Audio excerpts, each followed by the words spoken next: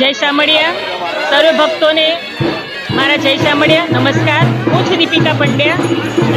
હું અહીંયા દર વર્ષે અષાઢી બીજના દિવસે ભગવાન શામળિયા મંદિરમાંથી ખુદ ચાલીને તેમના સમસ્ત ભક્તોને દર્શન કરવા માટે બહાર આવી છે.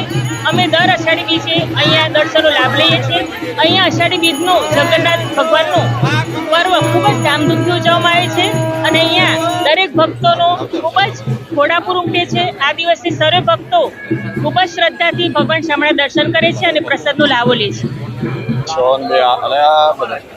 જય શ્રી કૃષ્ણ. આજે અષાઢી બીજ એટલે ભગવાન શામળાજીનો રથોત્સવ, જેમાં જગન્નાથજી ભગવાન, બલદેવજી અને તેમની બહેન એ આજે નગર ભ્રમણ કરવા નીકળ્યા. તે ભાવથી આજે શામળાજી વિષ્ણુ મંદિર ખાતે સુંદર મજાની ભગવાનની રથયાત્રા નીકળી છે. અનેક ભક્તો દર્શન કરી રહ્યા છે.